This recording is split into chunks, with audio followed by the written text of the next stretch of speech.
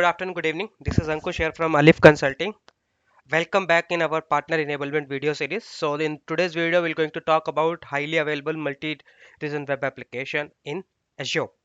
So in today's video, here is our agenda. We're going to talk about what is high availability, what is the advantage, important and approach, what is the use case is going to be, right? And then we're going to walk through with the reference architecture, which will be going to show you how it's going to be work or what are the components are required there to run the highly available web application in the multi-region. Now let's quickly jump to the introduction. So high available describes system that are dependable enough to operate continuously without falling. So in this case, what happened? Either you are having application resources running in a multi-region. What that mean is, like, if the one region is down, second region would be always available there to serve the purpose. Now think about from the business perspective where your customer is running a application on premise where he is not able to make it highly available, right? What the customer can do, if this customer is very much capable running on the web app, you can move that application to the web app. You can propose a web app to the customer, you can help them to move that applications to the web app, and then you can deploy those web apps in the multi-region.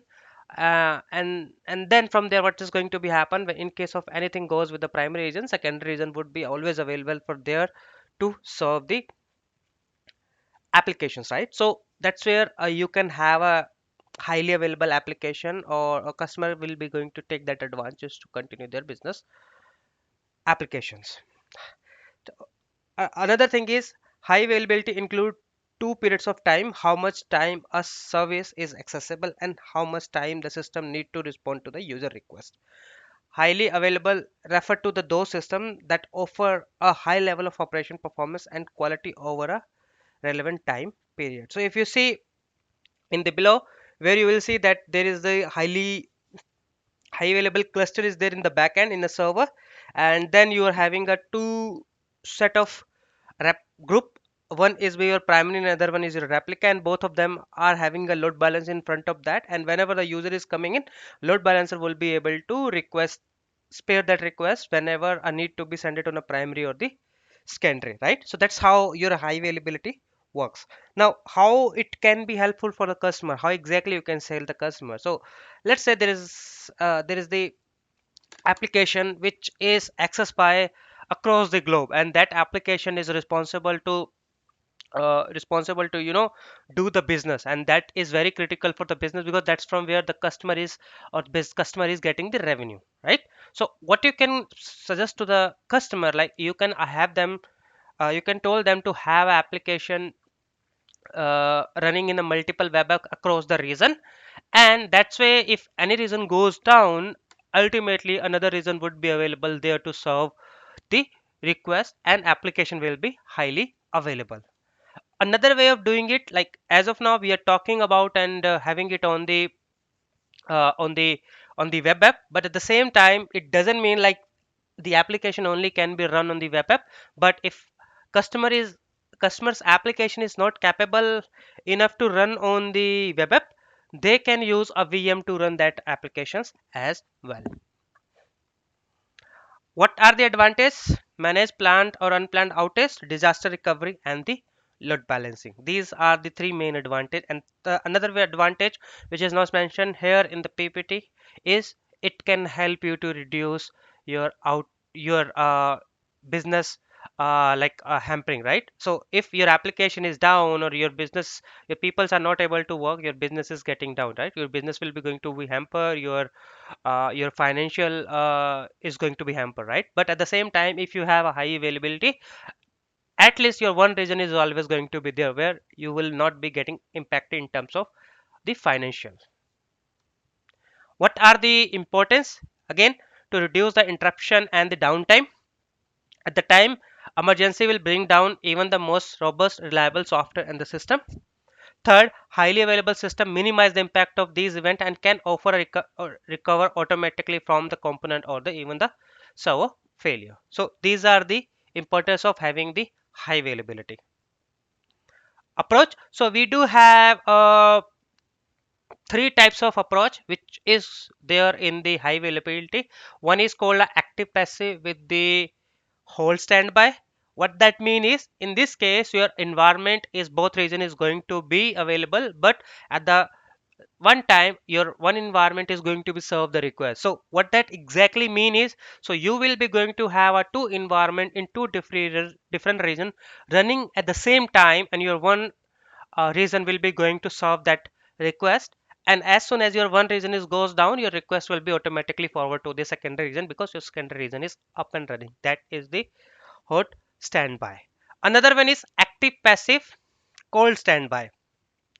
So in this case, active passive is something like where you're going to have two environments. Your second environment is going to be in stop state. Your first environment is up and running. And as soon as your primary region goes down, there will be a script going to be run, and your secondary region will become up, and your request will be served by from the cold region, and that will be going to as a active region. Third one, which is the active. In this case, both the regions are active and requesting are load balance between in them. If one of the region become unable, it will take out of the rotation. Now you might be thinking about like active passive with hold standby. We are doing a same way, the way active is. Both of the approaches have a VM, sorry, the infra is running at the same time. But in a first, where active passive with hold standby, your first infra is only requesting accepting the request, and your secondary region is just in a standby. But in a third one, you will be going to have a load balancer in that way, where your primary and secondary both region will be going to accept the request. Here is the reference architecture. So this is again active where you will have a Azure CDN in the front door. So front door is going to be manage your load balancing across the regions, where all the requests will be going to come on the internet and then coming on a front door. Front door is going to have a web apps in the backend as a endpoints, backends, and then from the endpoints, the front door will be going to request to the web apps, and then web apps function apps will be going to be configured there.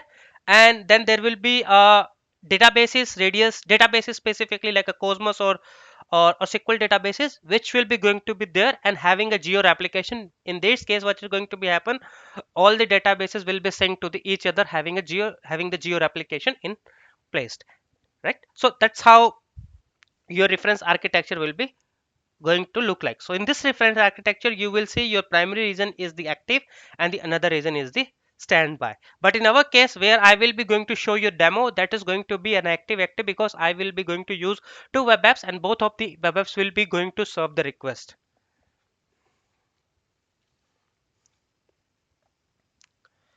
What is the use cases? Now think about of use cases. As I told you earlier, this can help you to maintain the high availability for the customer if they are having a challenge with their on-premise environment, or if they are running the application and they want to have the high availability on that, right? That's a one use case. Designing a business continuity and the disaster recovery plan for the line of business application.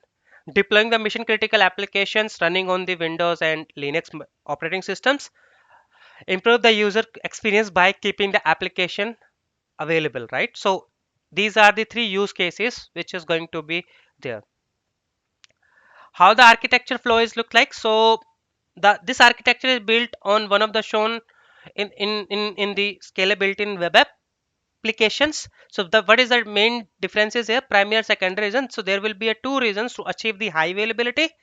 That is basically is going to be have a same resources deploy across the two regions, and then there is a front door which will be required for the incoming request, and then accordingly it's going to be send the request based on the configuration for primary and secondary. And then there is a geo application for the SQL databases and Cosmos, which is replicating the databases from one region to the another region, right? So these are the architecture flow is going to be there, and these are the main components which is there. So here are the overall components like Azure Active Directory, Azure DNS, Azure Front Door, Azure App Services, Azure Functions, Azure Storage, Azure Radius, Azure SQL Databases, Cosmos DB, and Azure Search. So these are the main components are there inside the reference architecture. But again, when you are selling the solution to the customer, you need to think about what are the components required, because you may only require Azure DNS front door app service or the SQL databases. You may not need require a SQL databases, you only require the Cosmos DB. So your components may vary according to the solution which you are selling to the customer. Now if you want to learn more about the Azure DNS, Azure front door, Azure app services and Azure SQL databases, there will be a link in the description. You can go on those, you can click on those links and you can learn more about these services. Let's move to the demo. So in the demo, I will be going to show you how your active HR approach will be going to work. So let's quickly move to the uh, sorry, sorry for this. Uh,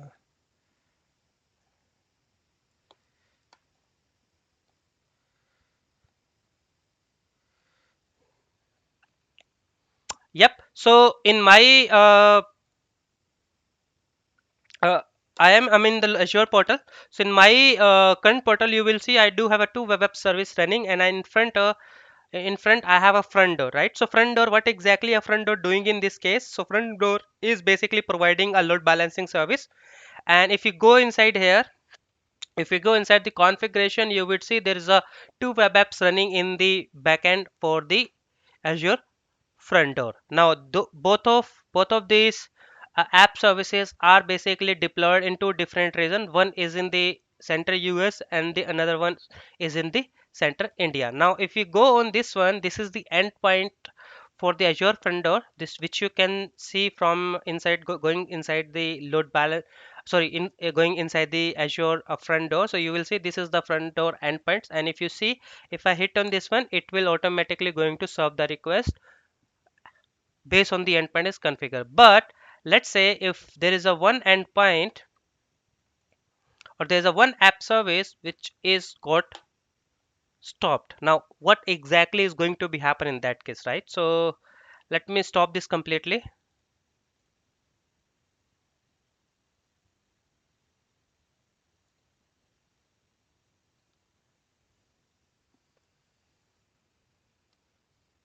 All right, so my stop now, but if you still go here, if you hit on the page, it will be going to take a few seconds to understand like your primary region is down and he need to forward the request to the secondary region. So let's give it a few seconds, or maybe we can browse in the another tab, right?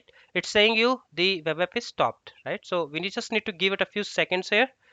Or what we can do, we can go inside the front door, or we can see the status what exactly is going on. So it's going to take a few seconds to make your secondary uh, web web app available through the front door.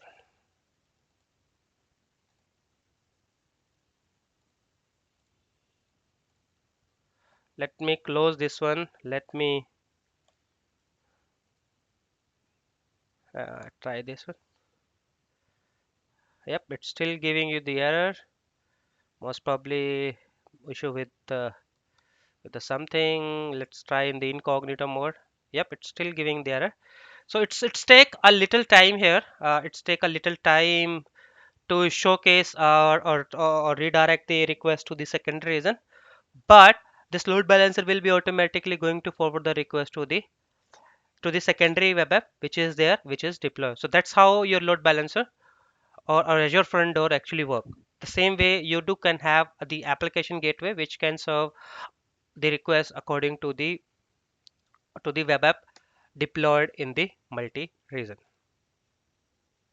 Yep, you see your app services is up now, and your Azure front door is basically redirecting the request to the secondary region. And it's work like a load balancer. It's a global component. It's work like a load balancer, and it balance is basically redirect the request to the multi-region, or balance the request based on the endpoints or the backend configure on the Azure front door.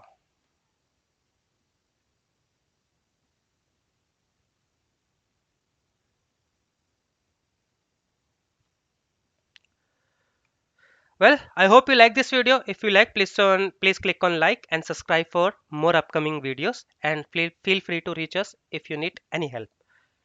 Thank you.